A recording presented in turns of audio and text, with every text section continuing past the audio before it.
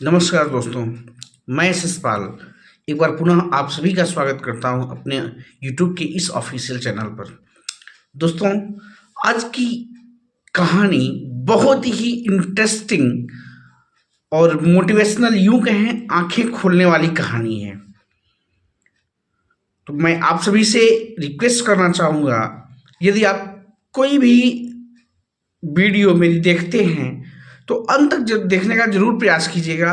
हर एक वीडियो में कोई न कोई गहरा लेसन जरूर छिपा होता है। दोस्तों, जैसा आपने थंबनेल देख लिया होगा, ईर्ष्या का फल।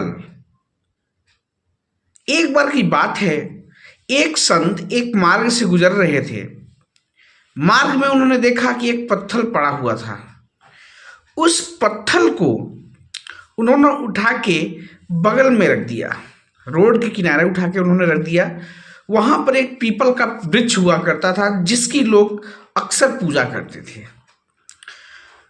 संत जी चूंकि समाज कल्याण में, लोगों के कल्याण में, किसी को ठोकर ना लगे, उस पत्थर के टुकड़े को उठाकर उस पीपल की छांव में रख देते हैं और आगे बढ़ जाते हैं। एक दिन होता यूं है कि एक मूर्तिकार उधर से गुजर रहा होता है। वो अपनी कोई पेंटिंग या मूर्ति बनाने के लिए जा रहा होता है, तो अपने साथ कलर वगैरह लिए रहता है और जैसे ही उधर से गुजरता है, देखता है कि धूप बहुत ज़्यादा है, क्यों ना थोड़ी देर के लिए हम आराम कर लें। वो वही पीपल के पेड़ के नीचे जाता है और उसी पत्थर पे बैठ जाता है। और जब बैठा तो सोचा क्यों ना थोड़ा बहुत काम कर लिया जाए अपनी पेंटिंग पे, अपनी या मूर्तियों पर। वो अपना रेड कलर का कलर निकालता और कुछ पेंटिंग्स वगैरह या जो भी मूर्ति वगैरह बनानी जाती बनाने लगता है। वो ध्यान नहीं देता, थोड़ी देर काम करता है उस पीपल की छांव में और आगे की ओर बढ़ जाता है। दरअसल दोस्तों, जब वो काम कर रहा होता है तो उसके उस रेड कलर से कुछ कलर का भाग गिर के उस पत्थर पर लग जाता है। एक दिन एक फूल बेचने वाला, यूं कहें माली, उधर से गुजर रहा होता है। बस वही धूप रहती है, वो भी सोचता क्यों ना यार थोड़ी देर सुस्ता लें। बैठ जाता वही पेड़ के नीचे, पीपल के वृक्ष के नीचे बैठ जाता है और सोचता है, वही सोचता है क्यों ना भाई थोड़ी देर के लिए हम भी अब बैठे तो हैं ही, आराम तो कर ही रहे हैं, तो अपना काम ही कर लें। तो कुछ फूल वगैरह निकालता है और माला वगैरह बनाना शुरू कर देता है। उसके बाद थोड़ी देर में उठ के चला जाता है। संत जी ने उस पत्थर को पीपल के नीचे रख दिया था। उसके बाद अगले दिन मूर्तिकार आता है, उसके द्वारा कुछ कलर गिर जाता है और उस पत्थर पर लग जाता है। फिर माली जब वहां बैठता है तो कुछ फूल के अंश उस पत्थर पर गिर जाते हैं। अगले दिन होता क्या है, लोग आते हैं, देखते हैं। चूंकि पीपल का वृक्ष था तो अक्सर लोग पूजा पाठ करने आते थे। उन्होंने देखा कि एक पत्थर रखा हुआ है, पत्थर में लाल चंदन लगा हुआ है और कुछ फूल उस पर गिरे हुए हैं। तो वो लोग समझते हैं कि यह चमत्कार है, पीपल के वृक्ष के नीचे हो सकता है साक्षात भगवान ने यहाँ अपना स्थान ग्रहण कर लिया हो। उस दिन से लोग पीपल के साथ साथ उस पत्थर की भी पूजा करना शुरू कर देते हैं। धीरे धीरे समय बीतता है और एक दिन ऐसा आता है जब लोग पीपल की बाद में उस पत्थर की पहले पूजा करना शुरू कर देते हैं। अब ये चीज जब पीपल का वृक्ष देखता है तो उसे बहुत ही अंदर ईर्ष्या होने लगती है कि देखो, ये जो पत्थर का टुकड़ा रोड पर पड़ा हुआ था, आज इसकी महत्ता देखो कि आज मुझसे ज्यादा लोग इसकी पूजा करने लगे हैं। मन ही मन पीपल के वृक्ष को बहुत ज्यादा ईर्ष्या दिनों दिन बढ़ती जाती है। और एक दिन आता है, पीपल का वृक्ष ईर्ष्या बस आके उस पत्थर को लात मारता है और वो पत्थर वहां से गायब होता है।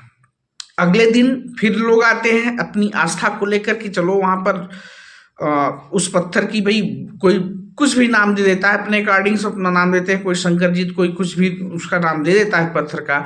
अगले दिन आते हैं लोग, देखते हैं वहां से पत्थर गायब होता है। जब वहां से पत्थर गायब होता है तो पूरी सनसनी फैल जाती है एरिया में, वहाँ के लोगों के बीच में, कि आखिर में भगवान लगता है वहां से रूठ के चले गए। भगवान रूठ के चले गए तो क्यों चले गए, जरूर उस पीपल के वृक्ष में कोई न कोई अमानवीय शक्ति आकर मौजूद हो गई है। अर्थात अब वह पीपल पूजनीय नहीं बचा है उसमें, किसी भी देवी देवता का वास नहीं रहा, लगता है वहां पर राक्षसों का वास हो गया है या अमानवीय शक्तियों का वहां पर वास हो चुका है, इसीलिए भगवान वहां से अपना स्थान छोड़कर चले गए।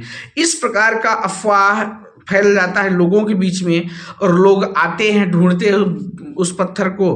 पत्थर थोड़ी दूर पे जाके गिरा होता है, लोग देखते हैं, समझ जाते हैं, कहते हैं कि नहीं जरूर कोई दिक्कत है, जरूर कुछ प्रॉब्लम है इस वृक्ष में, जरूर कोई ऐसी निगेटिव एनर्जी आ गई है या निगेटिव शक्ति आ गई है जिसके कारण भगवान अपना स्थान छोड़कर दूर चले गए हैं। ऐसे लोगों में अफवाह फैलती है, लोगों की भ्रांतियां बदलती हैं और लोगों ने डिसाइड किया कि अब यह पीपल पूजनी नहीं है, ऐसा करो क्यों ना इसको खत्म कर दिया जाए, क्यों ना इसको काट कर फेंक दिया जाए। और वो लकड़हारे को बुलाते हैं और उस पेड़ को काट कर फेंक देते हैं।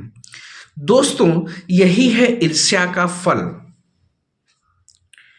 आज भी मानव समाज में, चाहे सोशल लाइफ हो, पॉलिटिकल लाइफ हो, ऑफिशियल लाइफ हो, हमारे आसपास बहुत से ऐसे ईर्ष्यालु व्यक्ति होते हैं या फिर बहुत अच्छे व्यक्ति होते हैं, लेकिन धीरे धीरे कहीं ना कहीं से उनके मन में ईर्ष्या की भावना जागृत हो जाती है और ये अपने भाई से, परिवार से, बंधु से या यूं कहें अपने कलीग से, अगर ऑफिस में तो अपने कलीग से ही इतना लोग चिढ़ने लगते हैं कि वो अपनी अच्छाइयों को भी भूल जाते हैं कि कभी हम भी पूजे जाते थे, लोग हमें भी पूजते थे, आज हम आखिर में ईर्ष्या कर रहे हैं तो हमारा हर्ष क्या होगा, ये सब चीजें लोग भूल जाते हैं और ईर्ष्या करना शुरू कर देते हैं। और एक दिन ऐसा आता है कि वही पीपल जैसी हाल उस व्यक्ति की भी होती है। तो ऐसे लोग समाज में हर जगह मौजूद होते हैं, चाहे समाज हो, चाहे ऑफिसेस हो, चाहे जो भी हो। तो दोस्तों, यह कहानी हमें बहुत ही गूढ़ शिक्षा देती है, बहुत एक अच्छी शिक्षा देती है कि आप कितने भी योगी पुरुष क्यों ना हैं, आप कितने भी अच्छे इंसान क्यों नहीं हैं, लेकिन जिस दिन आपके मन में किसी के प्रति ईर्ष्या या द्वेष की भावना आ जाएगी, उस दिन आप सभी का भी उसी पीपल के वृक्ष की तरह हाल होगा।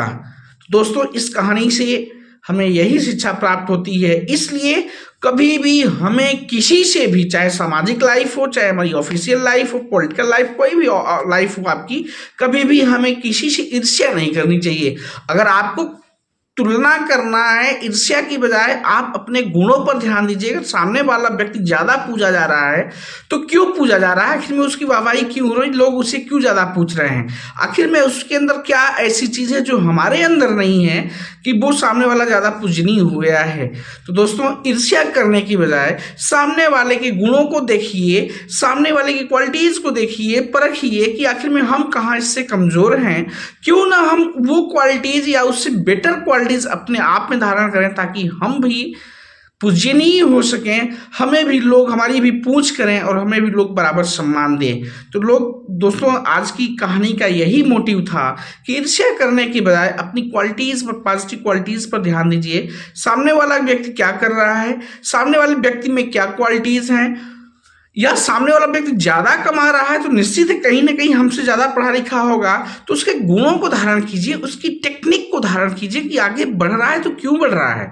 ईर्ष्या मत करिए, ईर्ष्या करेंगे तो आप स्वयं को नष्ट कर देंगे। आप कितने भी गुणवान कल तक क्यों ना थे, लेकिन अगर ईर्ष्या आपके मन में आ गई तो नोट कर लो दोस्तों, उसी पीपल के वृक्ष की तरह आपकी भी हाल होगी। दोस्तों, यह वीडियो हमारा आपको पसंद आए तो लाइक जरूर कीजिएगा, चैनल को सब्सक्राइब भी कीजिएगा। हम मिलते हैं अपने नेक्स्ट वीडियो में, तब तक के लिए नमस्कार, जय हिंद।